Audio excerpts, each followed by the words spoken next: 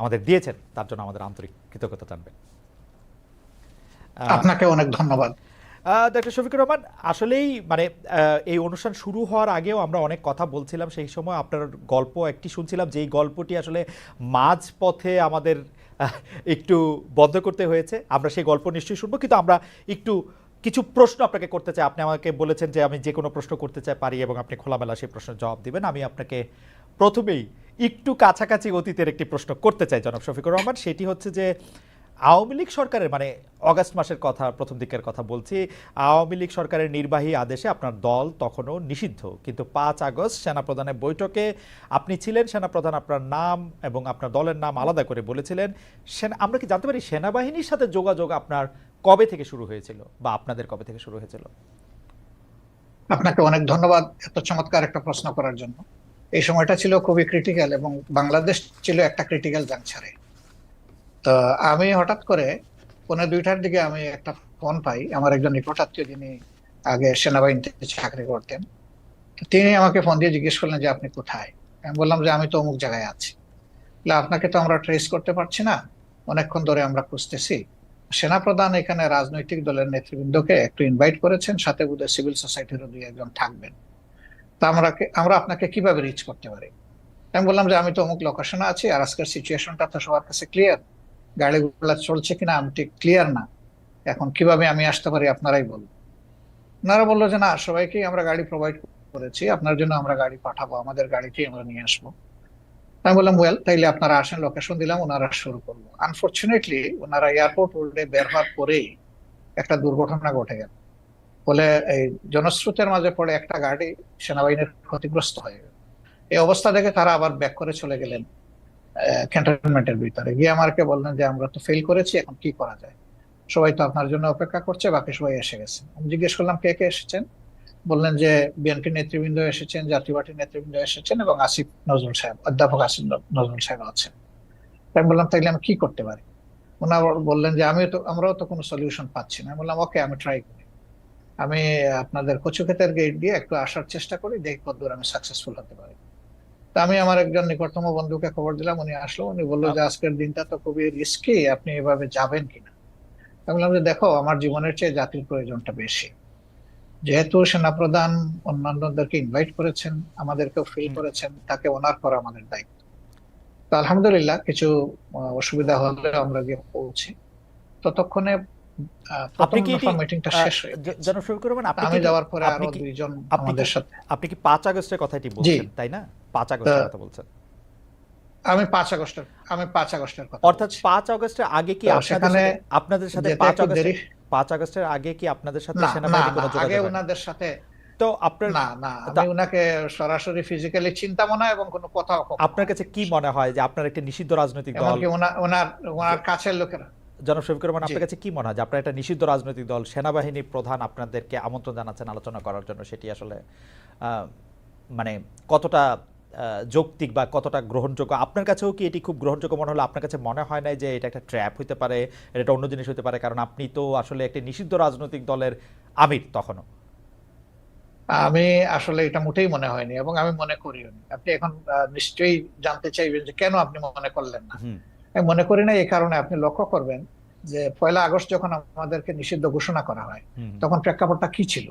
হঠাৎ করে বিনা মেঘে বজ্রপাতের মতো একটা ঘটনা উনি ঘটায় ফেললেন, হুম। তৎকালীন প্রধানমন্ত্রী। হুম। আমরা কিন্তু সাথে সাথে এটাকে রিজেক্ট করেছি, এবং আমাদের সাথে সংহতি প্রকাশ করে বাংলাদেশের বিরোধী দলের সকলেই, বিএনপি সহ সকলেই কিন্তু এটা নিন্দা জানিয়েছে, এবং তারাও এটাকে রিফিউজ করেছে, যে এটা হলো ইস্যু ডাইভার্ট করার জন্য জাস্ট একটা কৌশল হিসেবে তারা ব্যবহার হুম। করেছে।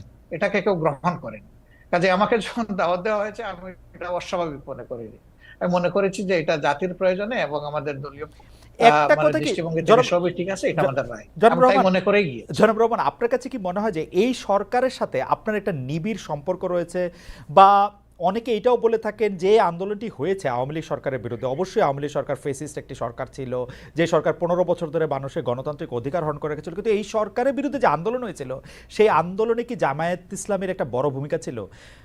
এই সরকার যারা হ্যাঁ, এইটা করতে এসছে, তাদের কি আসলে, তাদের সাথে কি জামায়াত ইসলামের একটা অনেক নিবিড় সম্পর্ক রয়েছে?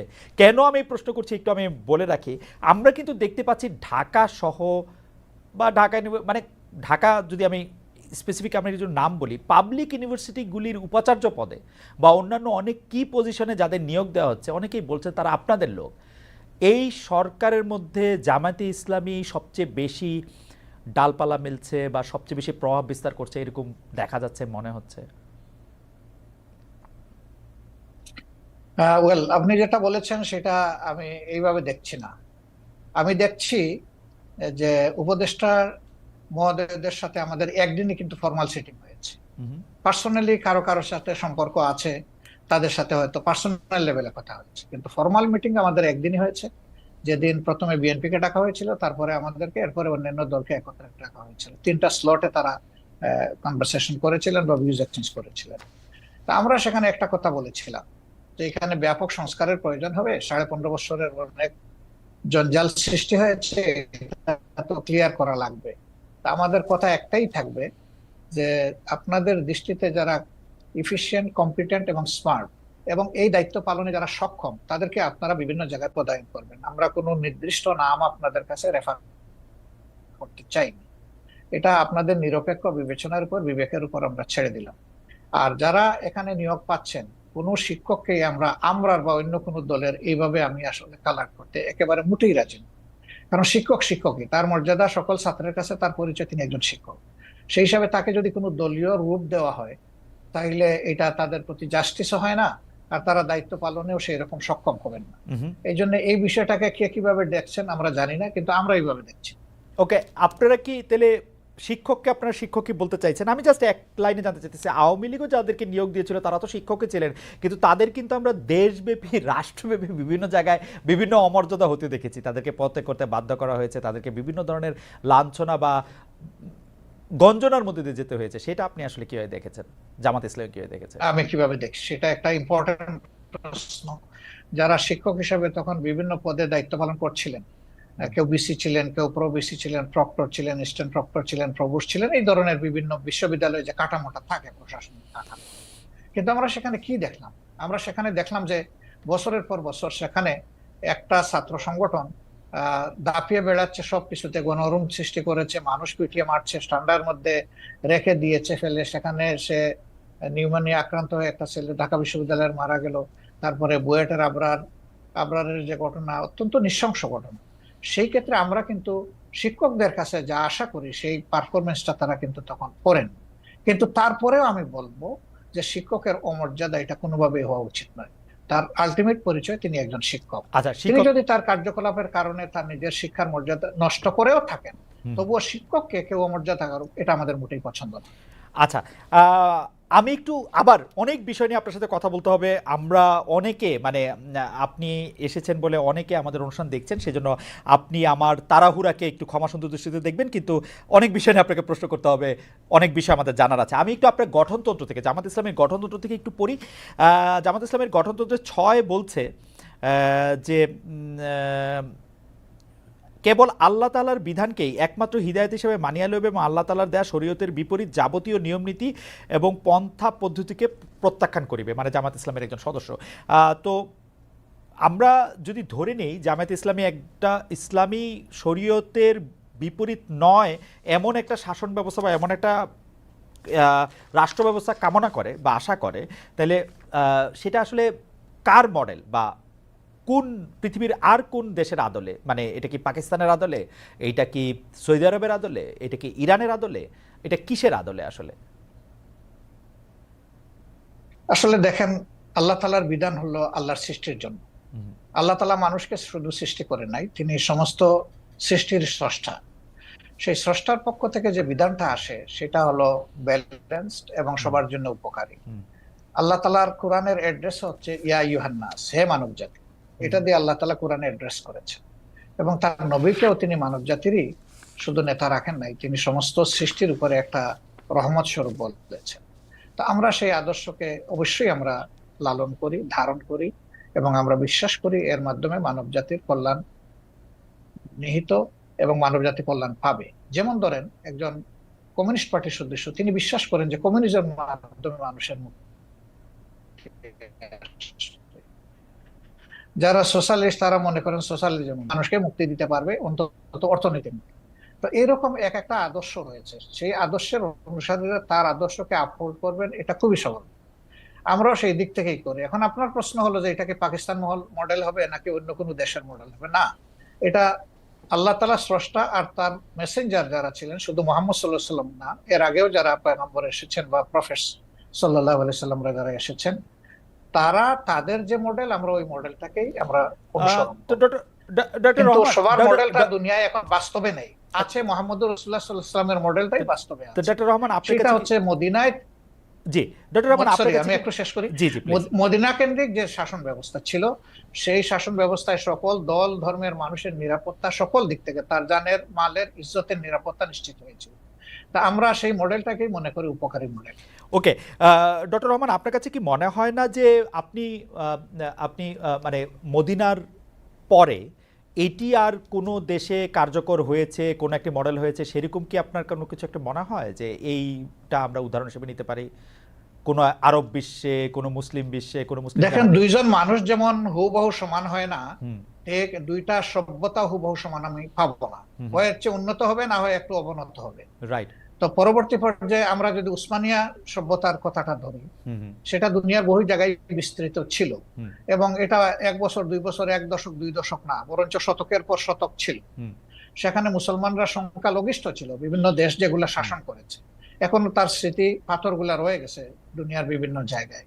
তো তারা সেদিন যে নৈতিকতার বলে শাসন করেছিলেন, হুম মানুষকে সুশাসন উপহার দিয়েছিলেন, এই জন্য মানুষও তাদেরকে এইভাবে মেনে নিয়েছিল। শুধুমাত্র তলোয়ার আর বন্দুকের জুড়ে কিন্তু তাদের এই বিস্তৃতি ঘটেনি, ঘটেছিল তাদের গুণাবলীর কারণ। এবং সেই গুণাবলী তারা কোরআন সুন্নাহর গুণাবলী ধারণ করেছেন বলেই বিশ্বকে তারা শান্তির দিকে নিয়ে যেতে পেরেছিলেন, এবং মানুষও তাদেরকে আনন্দ চিত্তে কোরআন মেনে সুন্নাহর নিয়েছিল। কোরআন কিন্তু সুন্নাহর যুগের ব্যবধানে সেখানে যখন কোনো পরিবর্তন বা বিকৃতি আসলো, জি তখনই মানুষও ক্ষতিগ্রস্ত হলো, এই শাসন ব্যবস্থাও ক্ষতিগ্রস্ত হলো। কোরআন সুন্নাহর গুণাবলীর কথা আপনি বলছিলেন, কিন্তু আমরা কিন্তু বাংলাদেশে দেখতে পাই আপনারাই একমাত্র ইসলামিক দল নন, আরও অনেক ইসলামিক আদর্শের প্রতিষ্ঠান রয়েছে, দল রয়েছে, মতবাদ রয়েছে, তাদের কেউ কেউ সাথে আপনাদের বিরোধ রয়েছে। আমরা কি করে বুঝবো যে জামাতে ইসলামী প্রকৃত কোরআন বা রসুলের দেওয়া শরীয়তের অনুসারী? সেটা আমরা কিভাবে নিশ্চিত হব? কারণ এরকম অনেকে আছে যারা খালেদ মহিউদ্দিন, আপনি দেখেন জি যে আপনার ঘরে কিন্তু, জি বলেন আপনি। আপনার পরিবারে আপনি একমাত্র সদস্য নন। রাইট। আমি আশা করছি যে সেখানে আপনার মিসেস আছেন, আপনার ছেলেমেয়েরা আছে। এই 4-5 জন যারা আছে, তাদের মত কিন্তু সব ব্যাপারে যে এক হয়ে যায় বিষয়টা এমন না। কিন্তু তারপরে পরিবার কিন্তু চলে, পরিবার কিন্তু ভেঙে যায় না। মতের ভিন্নতা থাকবে, এটাও একটা সৌন্দর্য। এবং ভিন্নতা যখন থাকে, তখন অনেক কিছু ডাইভার্সিটি চিন্তা করার সুযোগ থাকে। আমাদের মধ্যেও সেই রকম ভিন্নতা আছে, এটা সকল ধর্মেই আছে, এই ভিন্নতা সকল ধর্মে আছে। আচ্ছা, এটাকে বড় কোনো ম্যাটার হিসাবে আমরা দেখি না। তবে যারা ট্রুলি মানে ইসলামের ফলোয়ার, তারা এক কোরআন মানেন, এক আল্লাহ মানেন, এক রসুল মানেন, এই 3 জায়গায় তাদের কোনো মানে দ্বিমত নাই। সুতরাং মতের মূল জায়গাটা ঠিক আছে, বাকি জায়গাগুলা খুঁটিনাটি একটু এদিক সেদিক হতেই পারে, এটা কোনো বড় ব্যাপার না। আচ্ছা, আমরা যদি এই প্রশ্নটা এইভাবে এখন আনি যে 5 আগস্টের পরে সংখ্যালঘু সম্প্রদায় আক্রান্ত হয়েছে, পরে মাদ্রাসার ছাত্রদের মন্দির পাহারা দিতে হয়েছে, সম্প্রতি আবার মাজার ভাঙার ঘটনা হচ্ছে, সম্প্রতি বলতে 1-2 সপ্তাহের মধ্যে মাজার ভাঙার ঘটনা ঘটেছে, দরবার আক্রমণ করা হচ্ছে তৌহিদি জনতার কথা বলে। এই তৌহিদি জনতার বিষয়ে জামায়াতের অবস্থান আসলে কি? দরবার, পীর, ওরস, মাহফিল, সুফিবাদ, জামাতের একজন নেতা বা কর্মী ব্যক্তিগতভাবে এসব চর্চায় থাকতে পারে কিনা, অংশ নিতে পারবে কিনা? আমাদের দৃষ্টিভঙ্গি পরিষ্কার, এবং আমাদের দৃষ্টিভঙ্গি এটা নিজস্ব না, এটা কোরআনের দেওয়া দৃষ্টিভঙ্গি। সেটা হচ্ছে লা ইকরাহা ফিদ্দীন, দিনের ব্যাপারে কোনো বাড়াবাড়ি চলবে না। এখন কোনো মানুষের উপরে কারো আদর্শ চিন্তাধারা চাপায় দেওয়ার কোনো অবকাশ নেই। মানুষের মনোজগতে যখন পরিবর্তন আসবে, মানুষ যখন নির্দিষ্ট কোনো আদর্শকে ধারণ করবে, তখনই সেই আদর্শ কেবল বিজয় লাভ করতে পারে। এটি তার নৈতিক বিজয়, এটি তার প্রশাসনিক বিজয়, এবং এটি তার রাজনৈতিক বিজয়। তা আমরা এই ধরনের কার্যকলাপের কখনো সমর্থক নই, এবং আমরা সমর্থন করব না। আর যেটা বলেছেন যে মসজিদ আক্রান্ত হওয়ার পরে পাহারা, না, এই কথাটা ঠিক না ভাই। প্রথম 3 দিন কিন্তু বাংলাদেশে কোনো সরকার ছিল না। তা আমি মাঝে মাঝে বলতাম যে এখন প্রকৃত জনগণের সরকার চলতেছে। আমরা কিন্তু দ্বিতীয় দিন সকালবেলা থেকে সকল মন্দির পাহারা দেওয়া শুরু করি। মন্দির ঠিক, শুধু মন্দির পাহারা দিচ্ছেন আপনার, সেটি আমরা দেখছি। কিন্তু মাজার আক্রমণ সম্পর্কে বা মাজার ভেঙে ফেলা, তারপরে হচ্ছে দরবার আক্রমণ করা, সেগুলি সম্পর্কে পীর, ওরস, মাহফিল, সেগুলি না, আমরা এগুলা জোর করে কোনো কিছু প্রয়োগ করা, এটা আমরা পছন্দ করি না, এবং কারোই কোনো ব্যাপারে আইন হাতে তুলে নেওয়াকে আমরা সমর্থন করি না। জনাব শফিকুর রহমান, আপনি কি জানেন যে এ কিছু, ব্যাপারে আমাদের অবস্থান জনাব একদম শফিকুর রহমান স্পষ্ট। আপনি কি জানেন কিছু মাজার দরবার এগুলিকে আক্রমণ করা হয়েছে? আমরা এগুলা জানি না এমন না, আমরা জানি। কিন্তু আমরা জামাত আমাদের ইসলামী সঙ্গত তার জায়গা অবস্থান জায়গা জানায় থেকে নাই, এগুলার প্রতিবাদও করি যখন যেটা আমরা উপযুক্ত কিন্তু মনে জামাত করি। ইসলামী কি আমরা সেই এগুলা অর্থে কখনো প্রতিবাদ সমর্থন করি নাই, কখনো সমর্থন করব না। সমর্থন না করলেও আপনারা প্রতিবাদ কি করেছেন?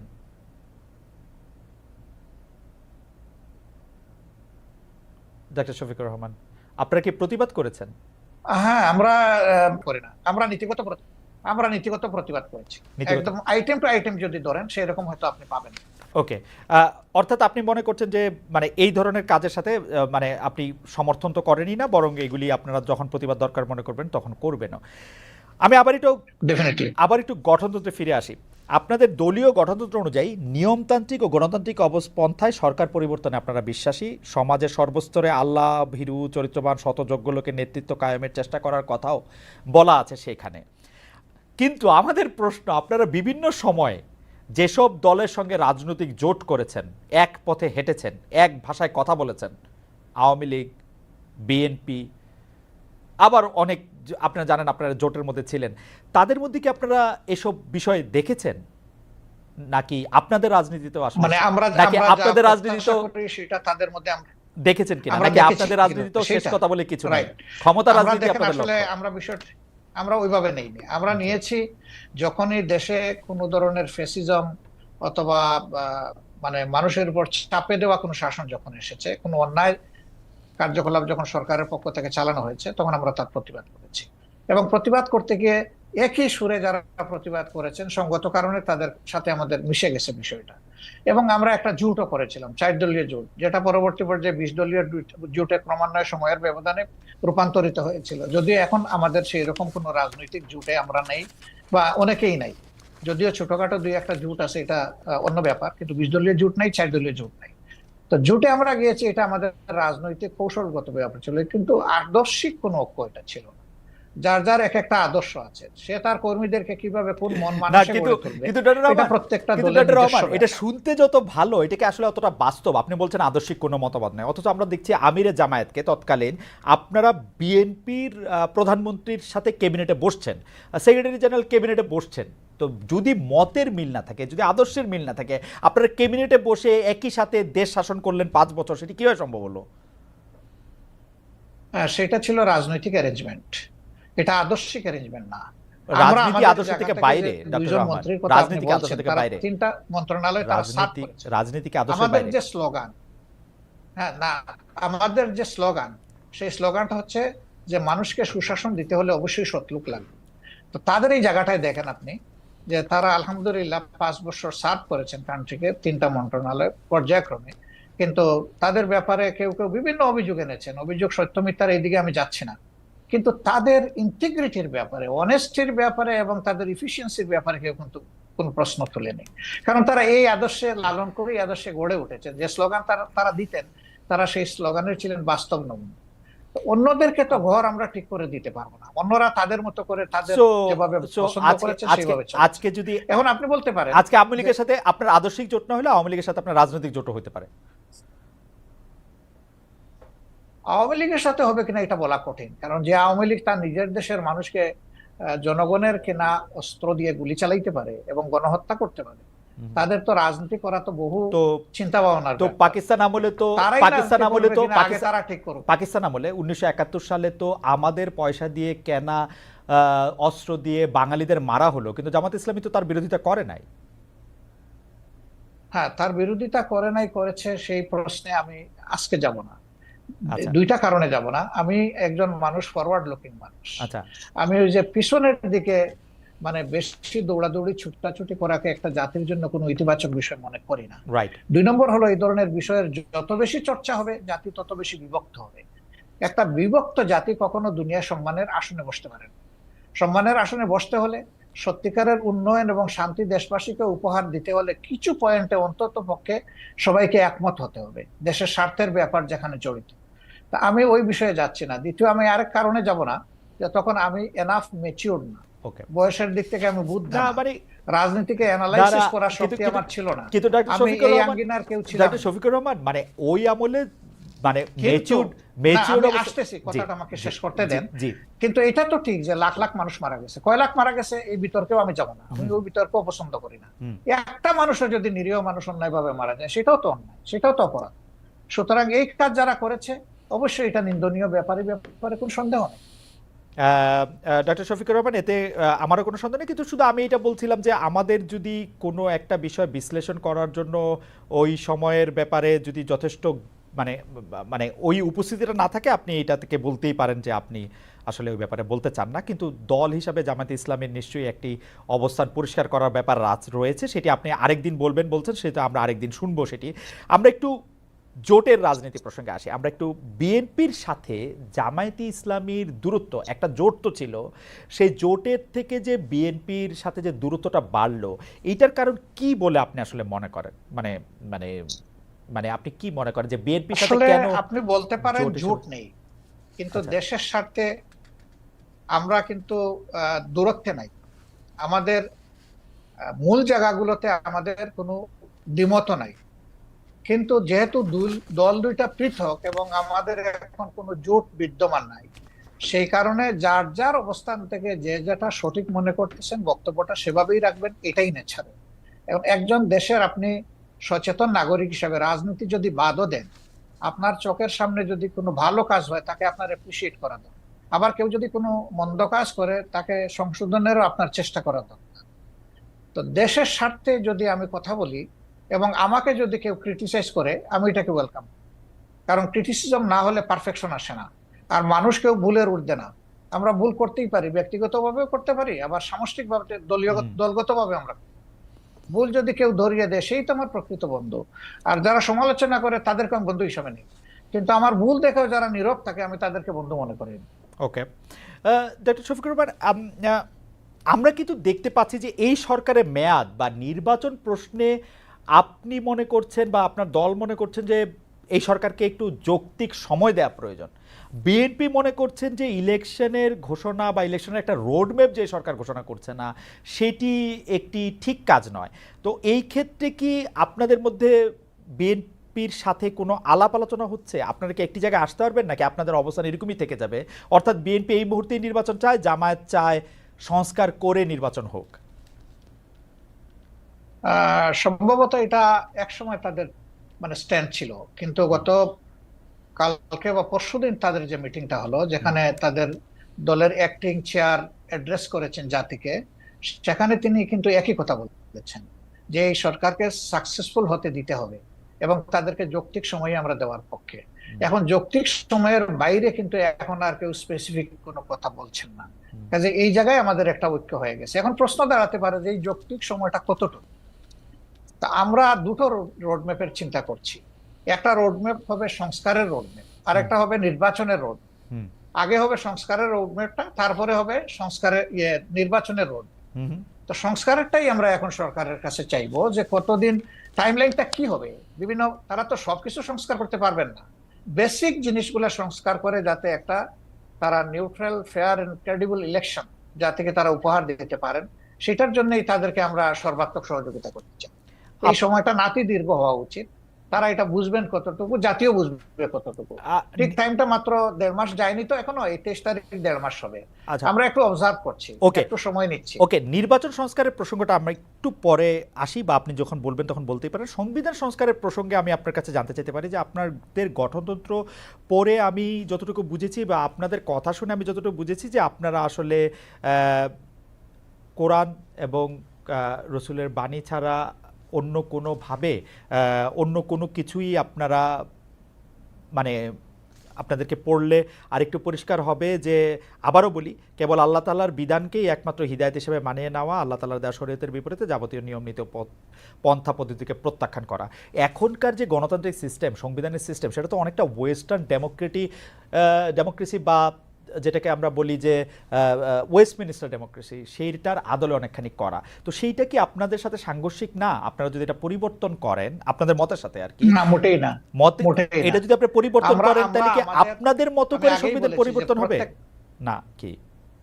না, আমি আগেই বলেছি যে প্রত্যেকটা দলের এক একটা আদর্শ থাকবে, এটা খুবই স্বাভাবিক। হুম। একটা পলিটিক্যাল আইডিওলজি তার থাকবে, সবার আছে। সংবিধানটা তো কেমন যে হবে? যারটা ভেন্টিলেট করবে। Democracy itself not a ism, hmm. এটা একটা প্রসেস। হুম। আপনি ইজমে যাবেন, মানুষের কাছে আপনার প্রোডাক্ট আপনি ফ্লোট করবেন, আপনার বক্তব্য আপনি তুলে ধরবেন, আপনার আদর্শ আপনি তুলে ধরবেন। বেশিরভাগ জনগণ যখন আপনার আদর্শকে সাপোর্ট করবে, তখন স্বাভাবিক কারণেই বুঝতে হবে যে এই দেশের মানুষ এটাই চাচ্ছে, যে আদর্শ এটাই চায়। ওকে। আমার আদর্শ যতদিন পর্যন্ত বেশিরভাগ মানুষ সাপোর্ট করবে না, আমাকে ওকে। ধৈর্য ধরেই সেই পথে থাকতে হবে। ইসলামের ডেমোক্রেসির জায়গাটা কেমন? মানে ইসলাম কি, আপনি মদিনার কথা বলছিলেন, আমাদের রসুল সাল্লাল্লাহু ইসলাম বা তার পরে যেসব খলিফা অন্তত 4 জন 5 জন যেভাবে নির্বাচিত হয়েছিলেন বা যেভাবে ইয়েতে বসছিলেন, সেটি কি গণতান্ত্রিক উপায়ে নির্বাচিত হয়েছিলেন তারা? অবশ্যই, অবশ্যই। তারা তখন যারা মানে সমাজে মতামত দেওয়ার মতো সেই পর্যায়ের লোক ছিলেন, তাদের সকলকে নিয়ে তারা বসেছেন মসজিদে নববীতে অথবা অন্য কোনো জায়গায় বসে, তাদের অধিকাংশের মতের ভিত্তিতেই অ্যাপয়েন্টমেন্ট গুলা হয়েছে। আপনি আপনি তাই মনে করছেন? তাই মনে করছেন, এটাই ফ্যাক্ট, এটাই হিস্ট্রি। তারপরে যখন এরপরে দেখেন, তারপরে যখন আব্বাসীয় এরপরে দেখেন আব্বাসীয় ওখানে উমাইয়া বা ওসমানিয়ারা। বিউটিটা দেখেন আমাদের দেশে। জি। না, সেটা তো আমি খেলাফতে নিচ্ছি না, আমি খেলাফতের যুগটা বলতেছি। এরপরে ধরেন যখন হলো, এই খলিফা যখন কেউ হয়ে গেলেন, তিনি কিন্তু এভাব অল ইন অল হইতে পারলেন না। হুম। এই ধরনের বহু ঘটনা আছে, আমি এখন কথা লম্বা হবে, সেই উদাহরণ আমি দিচ্ছি না, বহু ঘটনা। ওকে। মানুষ সেখানে হাইলি ডেমোক্রেটিক রাইট এক্সারসাইজ করেছে, আলহামদুলিল্লাহ। আচ্ছা, এটা যদি আমি বাংলাদেশের ক্ষেত্রে এইটাকে একটু বলি, যে আপনাদের গঠনতন্ত্রে ইসলাম প্রচার, ইসলামের দাওয়াত, ব্যক্তি জীবনে ইসলাম চর্চার বিষয়টি নিয়ে বারবার বলা হয়েছে। এক্ষেত্রে বাংলাদেশের অমুসলিম নাগরিকদের জন্য বা যারা ইসলাম বিশ্বাস করবে না তাদের জন্য জামাতে ইসলামী রাজনীতি করার সুযোগটা আপনি কেমন দেখেন? আদৌ কোনো সুযোগ আছে কিনা? আমি পড়ছিলাম গঠনতন্ত্র, সেখানে আমি দেখতে পাচ্ছিলাম যে তারা সকল কিছু মেনে নিলে বড়জোর সহযোগী সদস্য হতে পারবেন। এটা বাংলাদেশের সংবিধানের সাথে সাংঘর্ষিক হবে না? বাংলাদেশের সংবিধান বলছে সবার জন্য অধিকার সমান হবে, কিন্তু আপনারা বলছেন যে মানে তারা আসলে একটা নির্দিষ্ট পর্যায় পর্যন্ত শুধু যেতে পারবে। এইটাকে আপনি একটু সাংঘর্ষিক মনে করেন এটা কিনা? এটা এটা আপনার একটা ভাইটাল কোয়েশ্চেন, অবশ্যই গুরুত্বপূর্ণ প্রশ্ন। হুম। দেখেন, আমরা তো কাউকে ইম্পোজ করব না, আমাদের আদর্শটা গ্রহণ করতে এবং দলে আসতে আমরা ইম্পোজ করব না, কিন্তু দলের দরজা তাদের জন্য বন্ধ করা যাবে না। আমরা দরজা খোলা রেখেছি। প্রয়োজনে গঠনতন্ত্র তো আল্লাহর কোরআন না, কোরআনের আলোকে রচিত। হুম। কোরআন পরিবর্তন করা যায় না, কিন্তু গঠনতন্ত্র পরিবর্তন করা যায়। আমাদের গঠনতন্ত্রের দেখেন যে 22-23তম সংস্করণ পর্যন্ত হয়তো আছে, আপনি পাবেন। রাইট। তার মানে কি? তার মানে হলো আগের যে জিনিসটা আমরা মনে করেছি পরিবর্তন করা দরকার, মূলনীতি ঠিক রেখে যুগের চাহিদাকে অ্যাড্রেস করা দরকার, সেটা আমরা করেছি। হবে, সবগুলাই হবে, অ্যাকোমোডেশন হবে, কোনো সমস্যা হবে না ইনশাআল্লাহ। এই এই প্রসঙ্গে প্রশ্নটা করে ফেলি যে আমরা আপনাদের গঠনতন্ত্রে যেরকম পড়তে পারছি যে 33 ভাগ 2020 সালের মধ্যে নারী সদস্য সম্পৃক্ত হওয়ার কথা, সেটা হয়েছে কিনা? নারী নেতৃত্বের দিক বিবেচনা করলে নারীরা জামায়াতের কোন পদ পর্যন্ত যেতে পারবেন? এটি 1 নম্বর প্রশ্ন। 2 নম্বর প্রশ্ন হচ্ছে, জামাতের গঠনতন্ত্রে একটা বড় পরিবর্তন এসেছিল কিন্তু আসলে নির্বাচন কমিশনের নির্দেশে। আপনারা তখন এটা খুব খুশি মনে পরিবর্তন করেছেন, সেটা না, কিন্তু এটা করেছেন। এই প্রসঙ্গে আপনি একটু কি বলবেন? দুটি প্রশ্ন। আসলে আমরা যেটাই নারী করি নেতৃত্ব। আমরা ডেমোক্রেটিক ওয়েতে করি, আলাপ জি। আলোচনা করেই করেছি, আমরা একমত হয়ে করেছি। 2 নম্বর হচ্ছে নারী মানে কোটার প্রপোর্শনের যে বিষয়টা বলেছেন, আমরা 33 না, আলহামদুলিল্লাহ এখন নারীদের প্রপোর্শন হচ্ছে 44% আমাদের সংগঠন, এবং তারা আমাদের কেন্দ্রীয় সুরায় আছেন, কর্ম পরিষদে আছেন, সব জায়গায় তারা আছে। আচ্ছা, আম, একটি গ্রহণযোগ্য নির্বাচন অন্তর্বর্তী সরকারে করতে হবে। একটি জনপ্রিয় প্রশ্ন এরকম যে আপনারা আওয়ামী লীগকে নির্বাচনে অংশ নিতে দেওয়ার পক্ষে নাকি বিপক্ষে? আওয়ামী লীগ আপনাদের কোনো রাজনৈতিক স্পেস না নিলেও আপনি আওয়ামী লীগের নাম উল্লেখ না করে কোনো ধরনের জুলুম না করার কথা ঘোষণা দিয়েছেন। অনেকে বলেছেন যে এই ঘোষণা না দেওয়ার কে আপনি? এই প্রসঙ্গেও যদি একটু আপনি বলেন। না, এই ঘোষণা দেওয়ার কে প্রশ্ন করেছে? জি। আসলে আমি আওয়ামী লীগের নাম নেই নাই, আর আওয়ামী লীগকেও আমি ইন্ডিকেট করি। হুম। শুধু আওয়ামী লীগ আমাদের উপরে জুলুম করে নাই, আরো অনেক পক্ষ আমাদের উপরে জুলুম করেছে। হুম। দল হিসাবে আমাদের উপরে যে জুলুমটা করা হয়েছে, যেমন ধরেন আমাদের নিবন্ধন কেড়ে নেওয়া হয়েছে, আমাদের প্রতীক কেড়ে নেওয়া হয়েছে, আমাদের অফিসগুলা সিলগালা করা হয়েছে, আমাদের শেষ পর্যন্ত তারা দিশাহারা হয়ে আমাদেরকে নিষিদ্ধ ঘোষণা করেছে। এই যে কাজগুলা দলের উপরে যে জুলুম করেছে, আমরা বলছি যে এটা প্রতিশোধ আমরা নেব। কারণ প্রতিশোধ প্রতিহিংসার জন্ম নেয়, আর প্রতিশোধ যখনই নিতে যাব তখন আইন হাতে তুলে নেওয়া হয়। আমরা আইন হাতে তোলার নেওয়ার ব্যাপারে আমরা বিশ্বাসী না। কিন্তু সাথে সাথে এই কথাটা আমরা বলেছি যে ভিকটিম এবং ভিকটিম ফ্যামিলি যদি আইনের আশ্রয় নেয়, এটা তাদের রাইট ন্যায় বিচার পাওয়া, তাহলে আমরা তাদেরকে সর্বাত্মক সহযোগিতা করবো। আমরা স্ট্যান্ড থেকে সরিনি, আমাদের স্ট্যান্ড আছে। এখানে আওয়ামী লীগের নামও নেওয়া হয়নি, আওয়ামী লীগকে ইন্ডিকেটও করা হয়নি। এটা ছিল একটা সামগ্রিক বক্তব্য। আমার এই বক্তব্যটাকে টুইস্ট করা হয়েছে যে জামাতের আমির আওয়ামী লীগকে ক্ষমা করে দিয়েছেন এবং সাধারণ ক্ষমা ঘোষণা করেছেন। প্রথমটা তো নাই, দ্বিতীয়টা করার আমি কে? একটা রাষ্ট্রের সাধারণ ঘোষণা করার একমাত্র ব্যক্তি হচ্ছেন রাষ্ট্রপ্রধান, যিনি অর্থাৎ প্রেসিডেন্ট। তিনি ছাড়া প্রধানমন্ত্রী এটা পারে না, আর কেউই পারে না। আমি কে এটা করার? আমার তো কোনো অধিকার নাই। বরঞ্চ আমরা বারবার বলে আসছি যে যাদের উপরে জুলুম হয়েছে, যারা ক্ষতিগ্রস্ত হয়েছে, নিহত আহত গুম হয়েছে, তার সম্পদ হারা হয়েছে, চাকরি হারা হয়েছে, তারা অবশ্যই মামলা করবে এবং তাদেরকে আমরা সঙ্গত সহযোগিতা করব। আহ, আচ্ছা, এটি অবশ্য আমাদের একটি প্রশ্ন, কারণ হচ্ছে যে পত্রপত্রিকা যেটি ছাপা হলো আওয়ামী লীগকে ক্ষমা করে দেওয়ার ঘোষণা জামায়াতের আমিরের, অনেকেই বলেছেন যে আপনি হয়তো খোলা মনে সাদা মনে সেই ক্ষমাটি ঘোষণা করতেই চেয়েছেন, কিন্তু পরে যখন আপনার দলের লোকেরা বা আপনি ফিরে গিয়ে চাপের মুখে সেটি আবার একটু বক্তব্য অন্যরকম করছেন। বিষয়টি কি ঠিক? মোটেই না, আমি মোটেই না। আমার বক্তব্য টুইস্ট করা হয়েছিল, সেটাকে আমি ক্লিয়ার করেছি। কোনো চাপও ছিল না আমার উপরে, এবং আমি এখানে কোনো হীনমন্যতায় ভুগিনি। আমি যা ভালো মনে করেছি খোলা মনে সেটি বলেছি। আচ্ছা, আরেকটি প্রশ্ন আসতে চাই, সেটা হচ্ছে বৈষম্য বিরোধী যে ছাত্র আন্দোলনের যে রাজনৈতিক প্ল্যাটফর্ম, সেটি নিয়ে আমি সরি একটু আপনাকে ইন্টারাপ্ট করব। জি, আপনি বলেছিলেন যে আওয়ামী লীগ নির্বাচনে আসুক, তারা রাজনীতি করুক, এটা আমি চাই। জি, আগে আওয়ামী লীগকে ডিসিশন নিতে হবে তারা আসলেই রাজনীতি করবে কিনা, তারা আসলেই রাজনীতি চায় কিনা। কারণ তারা যখনই ক্ষমতায় গিয়েছে তখন তো তারা রাজনীতির বাইরে চলে গেছে। প্রথম পিরিয়ডে শেখ মুজিব সাহেব জীবিত থাকা অবস্থায় তো তিনি বহুদলীয় গণতন্ত্রকে একদম শেষ করে দিয়ে একদলীয় বাকশাল কায়েম করেছে। আওয়ামী লীগ যখনই ক্ষমতায় এসেছে সেই জিনিসটাই এস্টাবলিশ করার চেষ্টা করছে। এবারও তারা কিন্তু সে পথেই হাঁটছিল, এবং তাদের নেতারা বলতেন যে আমরা বাকশালের চেতনা অন্তরে ধারণ করি।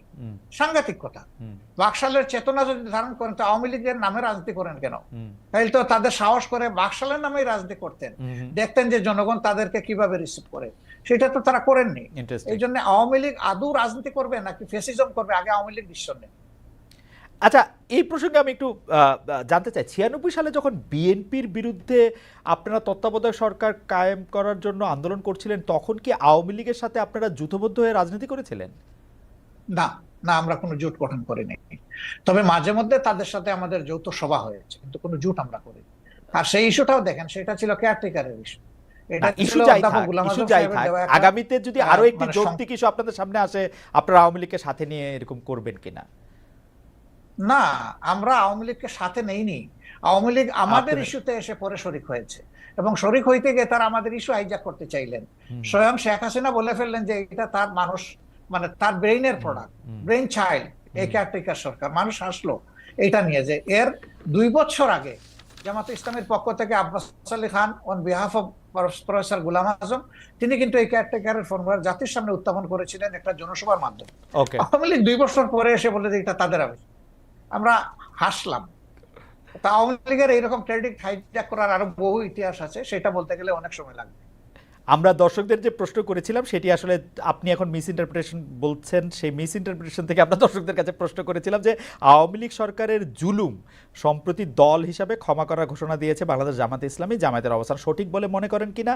শতকরা 73% দর্শক মনে করছেন যে না, এটি সঠিক নয়। শতকরা 27% দর্শক মনে করছেন যে কিন্তু আপনার প্রশ্ন, আমি যদি বলি বিনয়ের সাথে যে আপনার প্রশ্নটাই তো সঠিক হয় না। না, সেটি তো আমরা আপনার বক্তব্যে পরিষ্কার হলাম যে আমাদের প্রশ্ন সঠিক হয় নাই।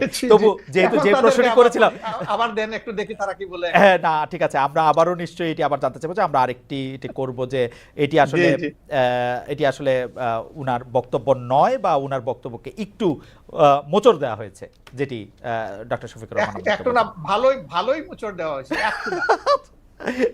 কিন্তু এটি সবাই দলবদ্ধভাবে এই মোচড়টি কেন দিল বা দিতে পারলো বলে আপনার মনে হয় ডক্টর শফিকুর রহমান? আমাদেরকে সবাই খুব ভালোবাসে, তো এই জন্য আমাদের নিয়ে কসলাইতেও ভালোবাসে। আপনাদের সবাইকে ভালোবাসা, কসলাইতেও ভালোবাসা। আচ্ছা, এটি একটু জানতে চাইবো যে আপনার কাছে যে বৈষম্য বিরোধী ছাত্র আন্দোলন রাজনৈতিক প্ল্যাটফর্ম জাতীয় নাগরিক কমিটি গঠন করেছে। আপনি জানেন যে সমন্বয়কেরা জেলায় জেলায় মত বিনিময় সভা করছেন, তারা রাজনৈতিক দল প্রতিষ্ঠার দিকেই যাচ্ছেন বলে মনে হচ্ছে। বিএনপি এর মধ্যে বিষয়টি স্পষ্ট করেছে যে তারা এটি ভালোভাবে দেখছে না। আপনাদের দল কিভাবে দেখছে? আসলে তারা এখনো বলে নাই যে তারা দল গঠন করবে। একবার বলেছিল 2 মাসের মাঝে একটা দল গঠন করবে। হুম, পরবর্তী পর্যায়ে তাদের সমন্বয়করা আবার বলেছে যে না, এরকম কোনো সিদ্ধান্ত আমরা নেইনি। হুম। আর নাগরিক কমিটি গঠনের ব্যাপারে তারা উদ্দেশ্য বলেছে যে আমরা এটা কোনো দল নয়, কোনো রাজনীতির প্ল্যাটফর্ম নয়, বরঞ্চ সরকারকে বিভিন্ন দিক থেকে আমরা একটা প্রেসার গ্রুপ হিসাবে কাজ করব, যাতে কোনো সরকার ডাইনেভাবে ডেভিয়েট হতে না পারে। আচ্ছা, তারা যদি এতটুকুতে থাকে তাইলে আমার কোনো মন্তব্য নাই। আপনি যদিও বলেছেন, কিন্তু আপনাকে পেলাম বলে এই প্রশ্ন করেই রাখি, বাংলাদেশের জাতীয় সঙ্গীত নিয়ে আপনার অবস্থান কি, বা আপনি কি মনে করেন, কি মনে করছেন থাকা উচিত, থাকা উচিত একেবারেই না? স্পষ্ট। জি, আপনার এই সময় একটা প্রশ্ন এসেছে বলে নিশ্চয়ই আপনি এই প্রশ্ন করছেন। জি। আমরা সাথে সাথেই কিন্তু আমাদের পক্ষ থেকে এটা ক্লারিফাই করেছি এবং আশা করি আপনি সেটা জানেন। আচ্ছা, আপনি যদি দর্শকদের উদ্দেশ্যে আবার একটু বলে দিতেন, দর্শকদের অনেকে এই প্রশ্ন না, করছেন। আমরা যেটা বলেছি যে একজন সাবেক সেনা অফিসার, ঊর্ধ্বতন সেনা অফিসার, তিনি 8 বছর তিনি আয়নাগরে ছিলেন, মজলুম ছিলেন। তিনি একটা ভার্চুয়াল প্রেস কনফারেন্সে দুটো কথা বলেছেন, একটা জাতীয় সংগীতের ব্যাপারে আর একটা মুক্তিযুদ্ধে হতাহতের সংখ্যা ব্যাপারে। তো আমরা বলেছি যে এটা তার বক্তব্য, আমাদের প্রতিনিধিত্ব নয়, এবং তিনি কোনো পর্যায়ে জামাতের সাথে সাংগঠনিকভাবে সম্পৃক্ত নন। তবে হ্যাঁ, তিনি আমাদের শ্রদ্ধার পাত্র এই অর্থে যে তিনি একজন মজলুম মানুষ, এবং তার জুলুমটা করা হয়েছে সম্ভবত তার পিতা জামাত ইসলামের সাবেক আমির অধ্যাপক গোলাম আযম ছিলেন সেই কারণে। তো এটা তো আমাদের জন্য ব্যথা এবং বেদনার কারণ। এটা আমি না শুধু, এটা গোটা জাতির অনেকেই তার ব্যাপারে সমবেতী বা ইয়ে করে, কিন্তু আমরা এটা পরিষ্কার করেছি যে তার বক্তব্য জামাত ইসলামের বক্তব্য নয়।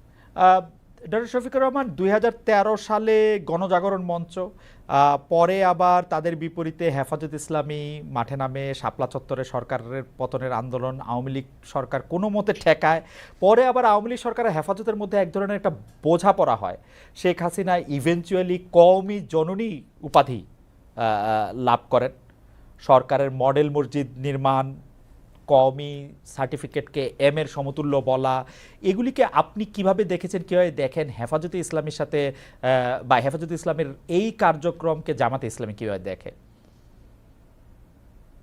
আমি তৎকালীন সরকারের আচরণকে নিষ্ঠুর রসিকতা হিসাবে দেখি, নিষ্ঠুর রসিকতা। হুম। আর কিছু কি একটু ব্যাখ্যা করবেন, বা একটু বলবেন যে কেন নিষ্ঠুর রসিকতা দেখেন? তাহলে তারা একদিকে সরকারের আচরণকে যদি একদিকে যেমন একটু তাদেরকে আমি একটু প্রশ্ন রিকগনিশন দিয়েছেন, জি, তাদের একজন কওমি জননী বানিয়েছেন শেখ হাসিনাকে, এটা সমস্ত কওমি অঙ্গনের লোকদের বক্তব্য না। হুম, এবং যে মিটিং এ এই সরওয়ার্দী উদ্যানে এটা করা হয়েছে, সেখানে কিন্তু দেশের খ্যাতনামা প্রবীণ আলিমরা বলতে গেলে জানি নাই। হুম, তারা বহু চেষ্টা করা হয়েছে, চাপ দেওয়া হয়েছে, তারা সেখানে অংশগ্রহণ করেন নাই। হুম, সেটা যারা করেছেন অতি উচ্ছ্বাসে অথবা ব্যক্তিগত কোনো স্বার্থ হাসিলের জন্য এই সমস্ত কাণ্ড কারখানা করেছেন। এটার সাথে আসলে কওমি অঙ্গনের কোনো সম্পর্ক তেমন ছিলই না। 2 নম্বর হচ্ছে, আপনি দেখেন যে তাদেরকে 22 সালের একটা ঘটনার পরে যেভাবে হাজার হাজার আলেমকে জেলে নেওয়া হলো এবং অত্যন্ত নিষ্ঠুর আচরণ তাদের সাথে করা হলো, বছরের পর বছর রাখা হলো, প্রবীণ আলিমদেরকে তাদের পায়ে বেড়ি পরানো হলো, হাতে হ্যান্ডকাপ লাগানো হলো, কোর্টে টানা হেঁচড়া করে এইভাবে এক জেল থেকে আরেক জেলে এই অবস্থায় নেওয়া হলো। এটাকে কি বলবো, আপনি কি বলবেন, আমি কি বলবো? এটাকে নিষ্ঠুর রসিকতা না? একদিকে আপনি তাদেরকে হেফাজতে ইসলামীকে আপনি কি বলবেন? দাওয়াত দিয়ে হেফাজতে ইসলামীকে আপনি কি বলবেন? কওমি সার্টিফিকেটকে, হেফাজতে ইসলাম কওমি সার্টিফিকেট, প্রচন্ড তারা চাপের মুখে ছিলেন। তারা যে সার্টিফিকেটটা পেয়েছেন এটা তো কোনো দয়ার দান নয়। তারা ওই দেশের মানুষ, তাদের একটা শিক্ষা ব্যবস্থা আছে, তারাও মানুষ গড়ার কারিগর। আপনারা যখন তাদের মানে মাদ্রাসাগুলা মানুষকে ভালো মানুষ উপহার দিচ্ছে। আপনারা যখন তারা রাষ্ট্রীয় মেইন স্ট্রিমে থাকবে না কেন? আপনারা যখন রাষ্ট্রীয় ক্ষমতা ছিলেন তখন দেন নাই কেন? তখন এই দাবিটা ছিল এবং অনেকটা ম্যাচিউরড পর্যায়ে ছিল। এই সরকার 15.5 বছর সময় নিয়েছে, যেভাবেই হোক। আমাদের সরকারটা তো মাত্র 5 বছরের জন্য ছিল। এটা সময় পেলে অবশ্যই তাদের এই দাবি পূরণ হবে। আচ্ছা, বামধারার রাজনীতিবিদরা, ইন্টারেস্টিং, বা বুদ্ধিজীবীরা অনেক সময় ডক্টর ইউনূসকে এনজিও, বিদেশি মডেলের বাংলাদেশে এটি করতে চায়, এটি অনেক সময় বলে থাকেন। আবার ধর্মভিত্তিক অনেক রাজনৈতিক দল ওয়াজের সময় ক্ষুদ্র ঋণ জড়িয়ে ডক্টর ইউনূসের সমালোচনা করে থাকেন।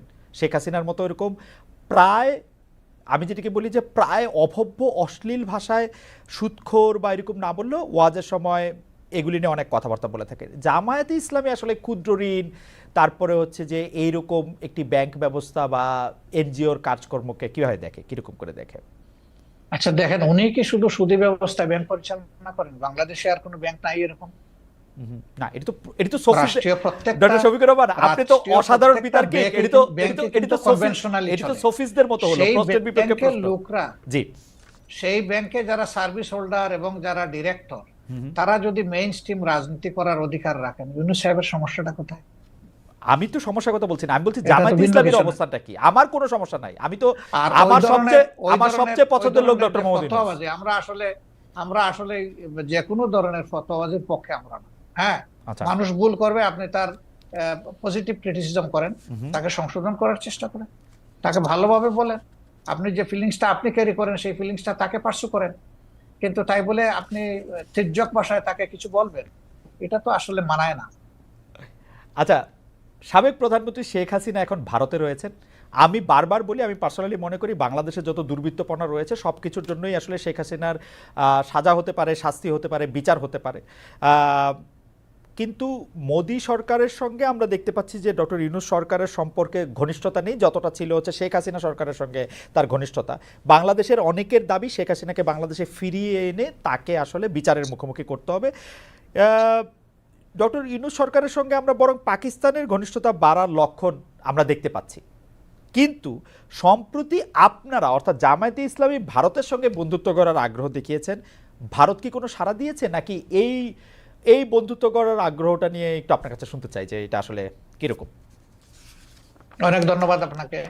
বাংলাদেশের সংবিধানে আপনি আইনজীবীর একজন মানুষ ছিলেন এবং আপনার ভালো করে জানা আছে, আমাদের সংবিধানে পরিষ্কার লেখা আছে যে বিশ্বের সবগুলা শান্তিকামী গণতান্ত্রিক দেশের সাথে আমাদের বন্ধুত্বপূর্ণ সম্পর্ক থাকবে। এটা শুধু ভারতকে আলাদাভাবে বলা হয়নি, কিন্তু ভারত আমাদের নিকটতম প্রতিবেশী, বৃহৎ প্রতিবেশী। আমি তাদের সাইজ সংখ্যার দিক থেকে বলছি না, আমাদের সাথে তাদের বর্ডার তা সবচেয়ে বেশি।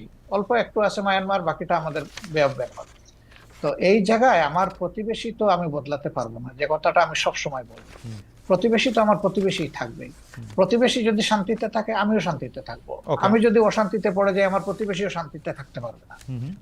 আমরা কেন অশান্তির দিকে যাব? উভয় প্রতিবেশী আমরা পরস্পর মিউচুয়াল রেসপেক্ট এবং ইকুয়ালিটির ভিত্তিতে যদি আমাদের কূটনীতিকে, পারস্পরিক সম্পর্ককে, দুই দেশের স্বার্থ সংশ্লিষ্ট বিষয়টাকে যদি আমরা সুবিবেচনায় নিই, এটা উভয়ের জন্য ভালো। সেই দৃষ্টিকোণ থেকে আমি আলাদা করে ভারতের কথা বলিনি, আমি সবার কথাই বলেছি। এবং যেহেতু তারা আমাদের নিকটতম প্রতিবেশী, সেই কারণে আমরা প্রতিবেশীর সাথে তাদের পক্ষ থেকে আমাদের পক্ষ থেকে দুই দিক থেকেই সুপ্রতিবেশী সুলভ আচরণটা আমরা পছন্দ করি, দেখতে চাই। মুক্তিযুদ্ধ একটি প্রসঙ্গ, আপনি আসলে খুবই ফরওয়ার্ড লুকিং মানুষ, কিন্তু আসলে আমাদের ইতিহাস দাঁড়িয়ে থাকে বর্তমানের উপর ভিত্তি করে, বর্তমানটা আবার ভবিষ্যতের ভিত করে দেয়। সেই জন্য আমি এটা বলতেছি। আপনি বলতেছিলেন যে আপনি আসলে আর কোনো বিভেদের রাজনীতি বাংলাদেশে হোক সেটি আপনি চান না, কিন্তু আপনি এখন দেখতে পাচ্ছেন যে যারাই মুক্তিযুদ্ধের, আমি বলতে চাই না যে আওয়ামী লীগ মুক্তিযুদ্ধের সপক্ষে ছিল, কিন্তু যারাই মুক্তিযুদ্ধের কথা বলেছেন তাদেরকে এমনকি কবরে গিয়েও আক্রমণ করা হচ্ছে, তাদেরকে আসলে গ্রেপ্তার করা হচ্ছে। বলা হচ্ছে যে মানে আমরা এই বিষয়গুলিকে আসলে কিভাবে ব্যাখ্যা করব, মানে যেহেতু তারা আওয়ামী লীগ সরকারের পক্ষে ছিল, বা মুক্তিযুদ্ধ তো আওয়ামী লীগ সরকারের একলান না, কিন্তু তারা আসলে বিভিন্ন ধরনের এইসবের সম্মুখীন হচ্ছেন। এইটিকে আপনি আর আসলে কিভাবে দেখেন? গ্রেপ্তার করা হচ্ছে, মামলা দেওয়া আসলে হচ্ছে। দেখেন, তাদের উপরে আক্রমণ বা আইন হাতে তুলে নেওয়া, আমি আগেই বলেছি যে এটা আমরা সমর্থন করি না। কিন্তু কেউ যদি পারপিট্রেটর হয়, যদি মানুষের উপর জুলুম করে, মানুষের অধিকার নষ্ট করে, যদি দেশের টাকা লুণ্ঠন করে বিদেশে পাচার করে, তাহলে তার তো বিচার হতে হবে, তার বিচার হওয়াটা উচিত। এটা এ কারণে নয় যে তিনি মুক্তিযুদ্ধের পক্ষের বা বিপক্ষের, বরঞ্চ যদি কেউ কিছু করে থাকে তাদের অন্যায় আচরণের কারণে তাদের সাথে এটা হচ্ছে। তাও আমরা বলবো যে এটা আইনের মাধ্যমে হওয়া উচিত, যথাযথ কর্তৃপক্ষের মাধ্যমে হওয়া উচিত, কারোই আইন হাতে তুলে নেওয়া উচিত নয়। এই জন্য আমরা এবারকার চেঞ্জের সাথে সাথেই আমরা একটা আহ্বান জানিয়েছিলাম যে আমরা আইন হাতে তুলে নেব না এবং আমরা কোনো প্রতিশোধ নেব, বরঞ্চ আইনের কাছে আমরা যদি কাউকে মনে করি যে সে অপরাধী বা দুষ্কৃতিকারী, আমরা আইনের কাছে তাকে তুলে দিতে সহায়তা করব। এটা কিন্তু মুক্তিযুদ্ধের কারণে না, এটা তাদের অপরাধের কারণে না। কিন্তু তাদের সামনে আসলে ধরেন বড় দুর্নীতিবাজ, বড় স্পেসিফিক তার বিরুদ্ধে অভিযোগ রয়েছে, সেটি নিয়ে আমার প্রশ্ন না। কিন্তু দেখা গেছে যে মুক্তিযুদ্ধ নিয়ে বা জামায়াতে ইসলামের বিরোধিতা নিয়ে যাদের অবস্থান ছিল তাদেরকে এখন সাংঘাতিক হেনস্থার সম্মুখীন হতে হচ্ছে। আপনারা বলছেন যে আপনারা প্রতিশোধ পরায়ণ নন, কিন্তু আমরা এক ধরনের প্রতিশোধ পরায়ণতাকে এর মধ্যে দেখতে পাচ্ছি না। বারবার বলাও হচ্ছে, মানে সোশ্যাল মিডিয়া খুলে মোটেই আমরা না। দেখি যে এর তখন সাথে জামাত আমাদের ইসলামকে এটি বলেছে এর সেজন্য এর এর সাথে আমাদের একজন সমর্থকও জড়িত, নেতা কর্মী জড়িত থাকা তো দূরের কথা, একজন সমর্থকও জড়িত নেই। ওকা। একটা এই প্রসঙ্গে আসি ডক্টর শফিকুর রহমান, যে রাজাকার বিষয়ক শেখ হাসিনা একটি বক্তব্য কেন্দ্র করে ছাত্র আন্দোলনের মোড় ঘুরে গিয়েছে, এটি অনেক বিশ্লেষকই বলছেন। আমাদের মাত্র 2 মাসের মতো সময় হয়েছে, আরও যদি সময় পরে সেটির আমরা একটা নিশ্চয়ই তাত্ত্বিক একটি পটভূমি পাবো। তিনি পালিয়ে যেতে বাধ্য হয়েছেন। সম্প্রতি আমরা দেখেছি যে বৈষম্য বিরোধী যারা ছাত্র আন্দোলনের সমন্বয়ক রয়েছেন তারা বলছেন স্বৈরাচার শেখ হাসিনার বক্তব্যের প্রতিবাদে তারা নিজেদের রাজাকার বলেছিলেন। সেখানে তারা বলেছিলেন কে বলেছে স্বৈরাচার, কিন্তু রাজাকার বিষয়টি তারা ধারণ করতে চান না। কিন্তু আমরা দেখেছি যে জামায়াত ইসলামের বিভিন্ন সমাবেশে আমরা রাজাকার স্লোগান পাচ্ছি। এ থেকে আপনারা আসলে কি বার্তা দিতে চান? আমি আরো স্পেসিফিকলি বলি, সম্প্রতি টাঙ্গাইলে আপনার জনসভায় না। আপনার বক্তব্য চলাকালেই কর্মীরা স্লোগান দিয়েছে তুমি কে আমি কে, রাজাকার রাজাকার। আমি এটা শুনি নাই, আমি ছিলাম, আমি শুনি নাই। আপনি শুনে থাকলে আপনাকে ধন্যবাদ। আমরা এখানে আমার বক্তব্য একদম পরিষ্কার, জি একদম পরিষ্কার। দেখেন, রাজাকার যদি গালি হয়ে থাকে তাহলে এটা আওয়ামী লীগের মানে ক্রেডিটে পড়বে। রাজাকার যদি এটা বুলি হয়ে থাকে তাও আওয়ামী লীগ সৌভাগ্যবান।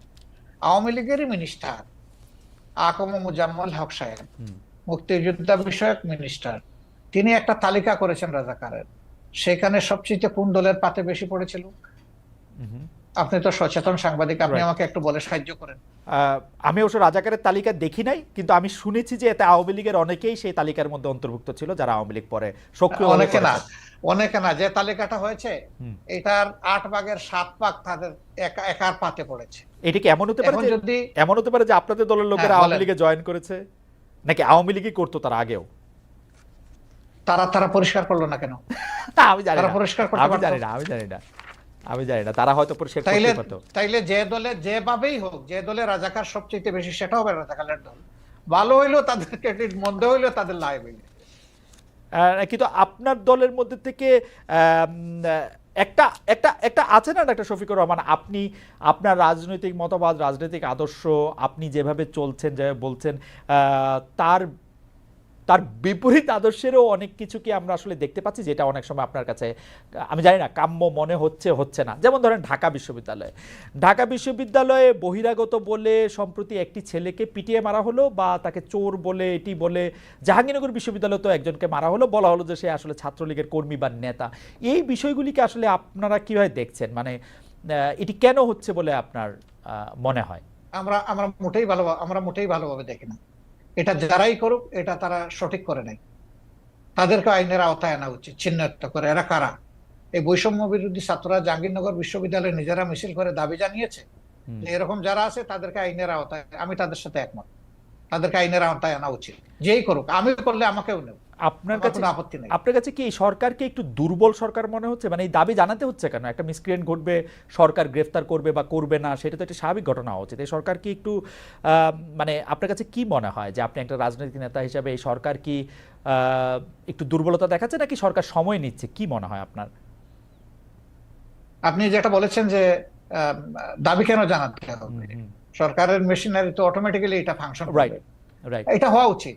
কিন্তু দাবিকেই প্রথম, আগে নির্বাচিত বা পলিটিক্যাল গভর্নমেন্ট যারা ছিলেন তাদের কাছে বিভিন্ন দাবি মানুষ উত্থাপন করে না এই সমস্ত বিষয়, তাহলে এটাকে আমি আলাদাভাবে দেখবো কেন?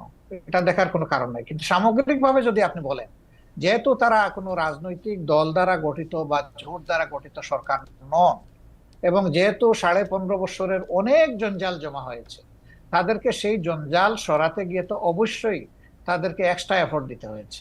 এখানে দুর্বলতার কোনো ব্যাপার আমি দেখছি না, বরঞ্চ তারা আস্তে আস্তে ফাংশনিং হচ্ছেন এবং সামনের দিকে তারা আগাচ্ছেন। কিন্তু জনগণের প্রত্যাশা, আমারও প্রত্যাশা এর চেয়েও বেশি। অনেকেই বলছেন যে জামায়াতের, আমি যে প্রশ্ন দিয়ে শুরু করেছিলাম সেই প্রশ্নের প্রসঙ্গ ধরে আমি আসলে শেষ করতে চাই। অনেকেই বলছেন যে জামাতে ইসলামীর যারা কোর সাপোর্টার তারা আসলে নিয়োগ পাচ্ছেন খুবই খুবই খুবই খুবই খুবই যেগুলিকে বলে কি পয়েন্টগুলিতে, এবং ভবিষ্যতে বাংলাদেশের চেহারাটা কেমন হবে সেটি হয়তো জামায়াতে ইসলামী ঠিক করে দিতে চাচ্ছে বা ঠিক করছে। আপনার কাছেও কি সেরকম মনে হয় যে আপনারা একটা বড় ছক খাচ্ছেন, যেই ছকের মধ্যে আসলে বাংলাদেশের সাহিত্য, সংস্কৃতি, শিল্প, রাজনীতি এটি বা অর্থনৈতিক কাঠামোটিও একটি রূপ পায় এবং সেটি জামায়াতের মতো করে? একটি ছক কি? না, আমি আমি এইভাবে দেখছি না। বরঞ্চ আমি দেখছি যে জনগণ হিসাবে যেই কম্পিটেন্ট হোক তার আসল জায়গায় যাওয়া উচিত। যদি একজন মানুষের পটেনশিয়াল থাকা অবস্থায় রাষ্ট্রকে সার্ভিস দিতে না পারে, তাকে যদি ডিপ্রাইভ করা হয়, তাইলে এই ডিপ্রাইভ লোকটা যে দলের যে ধর্মেরই হোক না কেন, তার প্রাপ্যটা তাকে দেওয়া উচিত। এতে দুটো লাভ, সে তার প্রাপ্য পেল, আর রাষ্ট্র একজন কোয়ালিটি মানুষের সার্ভিস পেল। এই দিক থেকে যদি একই দল থেকে মানে কোয়ালিটি কোয়ালিফাই করে, সে ফর এক্সাম্পল মনে করেন যে গণ অধিকার পরিষদ, তাদের দল থেকেও যদি কোয়ালিফাইড মানুষ চলে আসে, আমার এখানে তো আপত্তি থাকার কথা না। ওকে, ওকে, এইটা একদম শেষ প্রশ্ন করি ডক্টর শফিকুর রহমান, সেটা হচ্ছে জামায়াতের নির্বাচনী স্ট্র্যাটেজি নিয়ে নিশ্চয়ই আপনারা ভাবছেন, এটা নিশ্চয়ই অনেকখানি গোপনও রয়েছে, এই মুহূর্তে হয়তো আপনারা রিভিলও করবেন না, কিন্তু আমি আপনার কাছে শুধু জানতে চাই যে জামায়াত কি এইবার জোটবদ্ধভাবে নির্বাচন করবে, একক নির্বাচন করবে? জামায়াত যদি এককভাবে নির্বাচন করে তাহলে জামায়াত কি চাইবে যে বিএনপির পাশাপাশি একটি তৃতীয় দল, যারা আবার একটু এন্টি বিএনপি, তারা থাকুক, তারা একটু মারামারি করুক, তাতে একটু ভোটের সুবিধা হোক, এই তৃতীয় দল হিসেবে জামায়াত কি চাইবে তাহলে আওয়ামী লীগ নির্বাচনে আসুক? মানে আমরা এভাবে ইনফারেন্স টানতে পারি কিনা? না, না, আমি তো আগেই বলেছি যে আওয়ামী লীগ কিভাবে রাজনীতি করবে আগে তারা ঠিক করবে। যারা একটা গণহত্যা ঘটিয়েছে, এখনো তাজা রক্ত ভাসতেছে, এখনো হাজার হাজার ছাত্র ছাত্রী, যুবক, শ্রমিক এখনো আহত হয়ে কাতরাচ্ছে হাসপাতালের বেডে, তারা কিভাবে নির্বাচন করার চিন্তা করবে? তারা জনগণের বিপক্ষে দাঁড়িয়ে কার ভোটে তারা নির্বাচিত হবে? তারা তো জনগণের বিপক্ষেই দাঁড়িয়েছে। আগে তো এই জায়গাটা তাদের সেটেল করতে হবে। তারা এখন কিভাবে নির্বাচন করবে এটা তো আমার বুঝে আসে না। আর আমরা তাদেরকে প্রমোট করবো, এলাও করবো, প্রশ্নই উঠে না। কারণ এই 15.5 বছরের সবচেয়ে নির্যাতিত, বড় নির্যাতিত দলের নাম হচ্ছে বাংলাদেশ জামাত ইসলামী। এই দলের একজন করে 11 জন শীর্ষ কেন্দ্রীয় নেতা, 2 জন সাবেক আমির সহ জুডিশিয়াল কিলিং বলেন আর যে পারপাসেই বলেন, অত্যন্ত মানে কনকক্টেড একটা ট্রায়ালের মাধ্যমে তাদেরকে শেষ করে দেওয়া হয়েছে। আর তো কারোই ক্ষতি হয়নি। কিন্তু 2 নম্বর হচ্ছে আমাদের সবগুলা অফিস ছিল সিলগালা করা। 3 নম্বর হচ্ছে যে আমরাই একমাত্র সৌভাগ্যবান বা দুর্ভাগ্যবান দল যাদের উপর ঝাল মিটাইতে গিয়ে আমাদের নেতাকর্মীদের বাড়ি বোল্ডোজার দিয়ে ভাঙা হয়েছে। এটা কিন্তু আর কারো বাড়িতে যায়নি। 4 নম্বর হচ্ছে যে এই আন্দোলনের সবচেয়ে ওয়ার্স্ট ভিকটিম আমরা, যে শেষ মুহূর্তে এসে আগস্টের 1 তারিখ আমাদেরকে নিষিদ্ধই ঘোষণা করে দিল। এরকম একটা দল কিভাবে চাইবে যে দলটা এত সন্ত্রাস, এত ফেসিজম চালাইলো, তারাই আবার এসে জনগণের এখানে স্পেস নোক? আমরা তো এটা চাইতে পারি না, মরালি চাইতে পারি। ডক্টর শফিকুর রহমান, আপনার কাছে কি মনে হয় না আপনি যেই জায়গা থেকে আওয়ামী লীগের কথা বলছিলেন, নির্যাতনের কথা বা অন্য ইয়ার কথা, সেই ক্ষেত্রে সেই রাগ জামাতে ইসলামের বা সেই ক্ষোভ বা সেই হতাশা জামাতে ইসলামের অন্য রাজনৈতিক দলের উপর থাকতে পারে, বিশেষ করে বিএনপির ক্ষেত্রে, যখন আপনাদের উপর এই রকম যেটাকে আপনি নির্যাতন বলছেন সেটি চলছিল, বিএনপি তো সেই অর্থে প্রতিবাদ জানায় নাই। আপনাদের কি রাগ বিএনপির উপর আছে তাহলে? একটু না, আমাদের কোনো রাগ নাই, প্রত্যাশা ছিল। সব প্রত্যাশা সবসময় পূরণ হয় না, এই জন্য মাইন্ড করতে নাই। আচ্ছা, আচ্ছা। আর আপনি রাজনীতি অনেক বড় পরিসরের বিষয়। আচ্ছা, পারিবারিক, ব্যক্তিগত অথবা আপনার পেশাগত জীবনেও আপনার সব প্রত্যাশা চাইলেই আপনার পূরণ হবে না। এই জন্য অনেক সময় ধৈর্য ধরার প্রয়োজন। আর এই ক্ষেত্রে মন যত বড় করা যাবে ততই লাভ, লস নাই। ডক্টর শফিকুর রহমান, আপনাকে অনেক ধন্যবাদ। অনেক দর্শক আজকে আপনার এই অনুষ্ঠান দেখেছেন, 31,000-এর বেশি দর্শক আসলে লাইভ ছিলেন আপনার এই অনুষ্ঠান দেখার ক্ষেত্রে। অনেক প্রশ্ন তারা পাঠিয়েছেন, সব প্রশ্ন আমি আসলে নাম তো বলতেই পারিনি, কিছু প্রশ্ন হয়তো আপনাকে করতে পেরেছি, কিন্তু আসলে একটি অসাধারণ অভিজ্ঞতা। আপনাকে অনেক ধরনের প্রশ্ন করা গেছে, আপনি সাবলীলভাবে আপনার জায়গা থেকে আপনি এগুলো উত্তর দিয়েছেন। আমাদের অনেক ধন্যবাদ জানবেন, কারণ আমার কাছে মনে হয় দর্শকরা যদি এই অনুষ্ঠানটি আবারও দেখেন তাহলে দেখবেন যে এমন কোনো প্রশ্ন নাই যে প্রশ্ন আসলে ডক্টর শফিকুর রহমান উত্তর দেন নাই। তিনি তার প্ল্যাটফর্ম থেকে তিনি উত্তর দিয়েছেন। আপনি আমার মানে এটা রিপিটেড, এটা কয়বার বললাম আমি জানি না, আরো কয়েকবার বলতে চাই। আপনাকে অনেক অনেক ধন্যবাদ এবং আমাদের কৃতজ্ঞতা। এবং আপনাকে অনেক ধন্যবাদ, এবং আপনার এই আমাদের এই জেনারেশনের দ্বিতীয় স্বাধীনতার বাংলাদেশে আপনাকে স্বাগতম জানানোর জন্য আমরা অপেক্ষমান। কারণ যুদ্ধ কিন্তু আপনিও করেছেন স্বৈরাচারের বিরুদ্ধে। আমি আপনাকে আবারও ধন্যবাদ জানিয়ে এবং দর্শকদের ধন্যবাদ জানিয়ে আজকের অনুষ্ঠান আমি শেষ করতে চাই। আমরা নিশ্চয়ই দর্শকরা দেখবেন, এই অনুষ্ঠানটির মধ্যে অনেকগুলি প্রশ্নের জবাব ডক্টর শফিকুর রহমান দিয়েছেন। জামাতের রাজনীতি থেকে শুরু করে জামাত 71 সাল সম্পর্কে কিভাবে অন্যান্য সব কিছু বিষয়ে আসলে কথা বলতে চেষ্টা করেছেন। আগামী সপ্তাহে আমরা আবারও আসবো আপনাদের সামনে, হয়তো নতুন কোনো অতিথি নিয়ে। সে পর্যন্ত আপনাদের সবাইকে অনেক অনেক ধন্যবাদ।